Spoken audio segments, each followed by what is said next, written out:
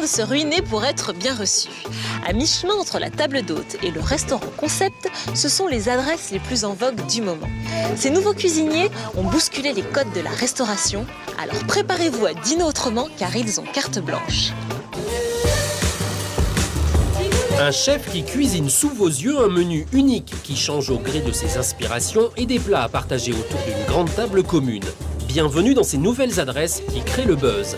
Dégustation, show culinaire, convivialité. Ici, on est à mi-chemin entre la table d'hôte et le restaurant concept. Un seul mot d'ordre, le chef à carte blanche.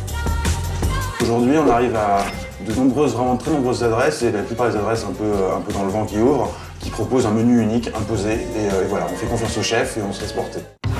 C'est en France, en 2006, qu'Inaki Aispitart lance le Chateaubriand, un bistrot sans carte. Au menu, un déroulé de plats imposés qui change tous les jours. Déclaré 11e meilleure table du monde, le concept donne un coup de vieux au gastro trop guindé. Depuis, de nouvelles tables émergent, plus inventives que jamais. Cédric est un épicier franco-sicilien. En vrai passionné, il n'a qu'une envie, faire découvrir ses spécialités au plus grand nombre. Huile d'olive, tomates séchées, anchois marinés. De ces dégustations est née une table d'hôte dans sa boutique.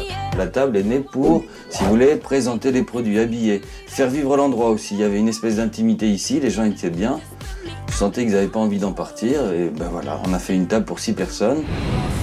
Le succès est tel qu'il le pousse à ouvrir une seconde adresse. Ici, nous sommes au Conservatoire, sa nouvelle épicerie, cette fois spécialisée dans les fruits et légumes. Ce qui attire ses clients, des produits de caractère et une convivialité assez exceptionnelle. Bon, on est bien, on est entre amis dans la cuisine d'un pote, quoi. C'est pas comme au restaurant où on va suivre un rituel patiemment, on va attendre qu'on nous serve, il faut bien se tenir, là on mange avec les doigts, c'est la bonne franquette, voilà, une forme de sincérité comme ça qui est appréciable et qui change. La table d'hôte, c'est un peu le paradigme de la nouvelle façon d'aller au restaurant, convivial, plus spontané, plus sympa, voilà, moins guindé. Expliquer, faire déguster dans ce cadre intimiste, le chef peut partager sa parfaite connaissance des produits. Déjà, j'avais rarement l'occasion de goûter autant d'huiles d'olive différentes. Enfin, j'ai l'impression que l'huile d'olive, c'est comme le vin, il y a beaucoup de cépages, beaucoup de terroirs différents, du coup on découvre ça. Je parle avec le restaurateur connaît son producteur, et du coup je me rapproche de l'authenticité de la terre et du produit. Échanger avec le chef, c'est justement ce qui plaît tant dans ces nouvelles adresses. À l'image du Momoka. Ici, il s'agit bien d'un restaurant et pourtant, on y retrouve certaines caractéristiques de la table d'hôte. Matsayo a décloisonné sa cuisine pour être au plus près de ses clients. Je peux savoir les clients, qu'est-ce qu'ils aiment, qu'est-ce qu'ils n'aiment pas. Ça ne plaît pas, ça ne lui plaît pas. Et si ils n'aiment pas les goûts très typiques japonais, la sauce très forte, je change un petit peu ma façon de cuisiner. Mais qui dit menu unique ne dit pas forcément menu simplifié. Les plats s'enchaînent et il n'est pas toujours évident de savoir ce que l'on déguste. Alors ici, la proximité de la chef est une vraie plus-value. Ça, c'est makomane avec gelée bonite. Gelée bonite? Oui. C'est quoi de la gelée bonite? Bonite, c'est oui, ok, d'accord.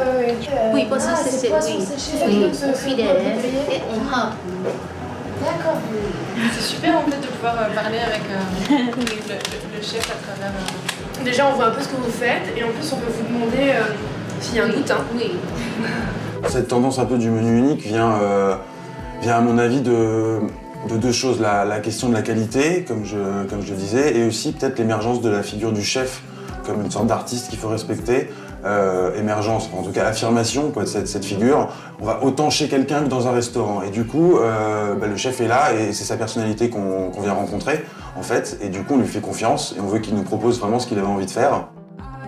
En effet, les clients acceptent de ne pas choisir ce qu'ils mangent pour se laisser guider par l'expérience d'un chef charismatique.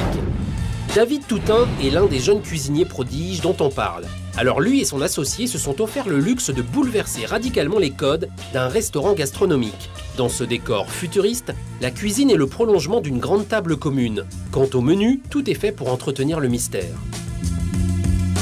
C'est c'est mystérieux, c'est ludique, voilà, on a l'impression qu'un peu que c'est une charade.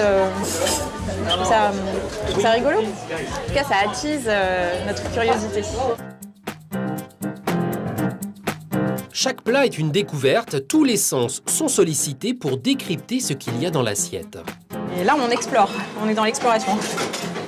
De son côté, David sort plus d'une dizaine de plats par convive, une véritable performance. Et pourtant, ici encore, convivialité et gourmandise sont les maîtres mots. En fait, on s'attendrait à une cuisine un peu snob, un peu collémentée. Et en fait, ça reste gourmand. Je pense que lorsqu'on mange, on doit être relax, bien dans sa tête, bien dans ses chaussures, et voilà, c'est cool. Pas de superflu dans le décor et pas de superflu dans le service, c'est juste aller à l'essentiel. Je crois que ça va être la nouvelle tendance, oui. La nouvelle tendance de voir un petit peu ce qui se fait et que la personne qui fait la cuisine voit ses clients.